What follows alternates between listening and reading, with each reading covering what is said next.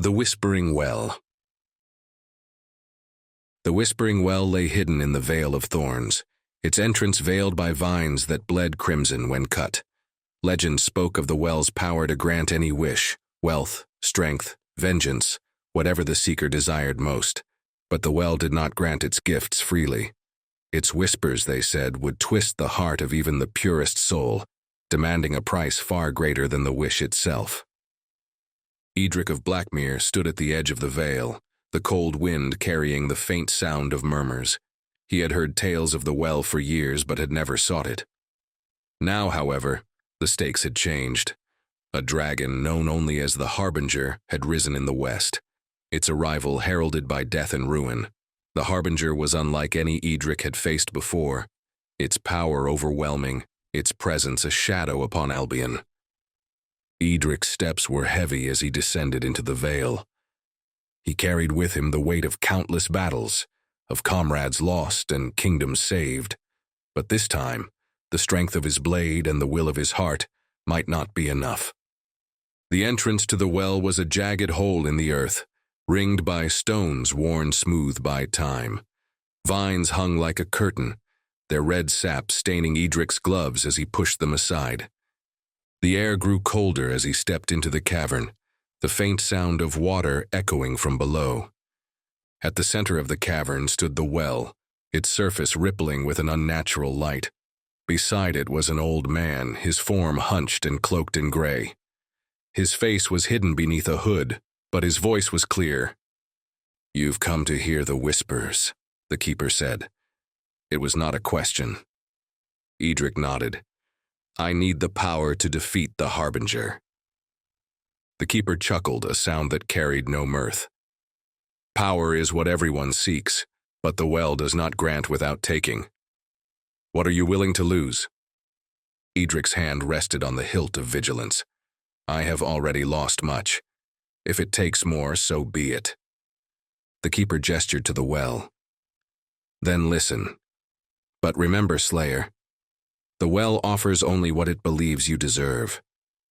Eadric stepped closer, the light of the well casting shadows that danced unnaturally on the cavern walls.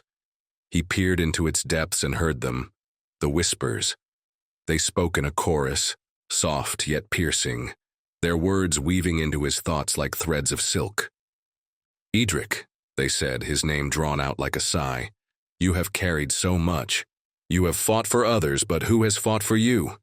We can give you what you deserve. Strength to slay the Harbinger, peace from your burdens, a chance to rest." The whispers shifted, their tone darker. "Or perhaps you desire more, to undo your failures, to bring back those you lost. We can give you Kyle. We can give you Isella." Eadric's heart clenched. He gripped the edge of the well, his knuckles white. The thought of seeing Kyle and Isella again, of undoing the choices that had led to their deaths, was almost too much to bear. "What is your price?" he asked, his voice hoarse. The whispers laughed, a sound both alluring and cruel. "A simple thing, your destiny. The path you walk, the legacy you build. It will no longer be yours. You will become what we make you, and you will no longer be Eadric of Blackmere. But Kale and Isella will live." Eadric staggered back, the weight of the offer crushing him. To save his comrades, to undo his failures, he would have to surrender everything he was. The keeper watched silently as Eadric paced the cavern, his thoughts a storm. The whispers continued, tempting him with visions of a life without guilt, without loss. He saw Kyle standing beside him, smiling as they prepared for battle. He saw Isella alive and vibrant, her laughter echoing through the halls of their camp. But then he saw something else. He saw Albion shrouded in darkness. He saw villages burning, people crying out for help, and no one there to answer. He saw himself, a hollow figure, a puppet of the well, watching as the world crumbled. "No," Eadric said, his voice firm.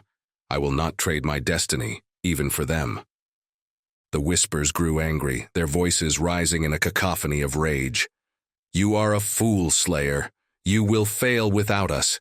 You will die." "Perhaps," Eadric said, stepping away from the well. "But if I fall, It will be as myself, not as your pawn. The cavern trembled, the light of the well dimming. The keeper stepped forward, his head tilting slightly. You have chosen wisely, though it may not feel that way. The well does not reward the selfish or the desperate. It tests the strength of one's resolve. He reached into his cloak and pulled out a small vial, its contents glowing faintly. Take this. It is not power, but it will aid you. The whispers will not follow you. Eadric accepted the vial, tucking it into his belt. What is it? Hope, the keeper said simply. As Eadric emerged from the Vale of Thorns, the fog that had clouded his mind lifted. The weight of his choice remained, but it was no longer a burden. He had faced his deepest temptation and emerged whole, his purpose intact. The Harbinger awaited him in the west, its shadow stretching across Albion, but Eadric walked with his head high, his steps steady. He did not need the power of the well to fight. He had his will, his sword, and the hope of those who believed in him. And that, he knew, would be enough. The whispering well fell silent, its light extinguished. The keeper watched as Eadric's form disappeared into the distance. For the first time in centuries, the well's whispers did not echo in the vale. The keeper smiled faintly. Another has passed the trial. Perhaps Albion still has hope.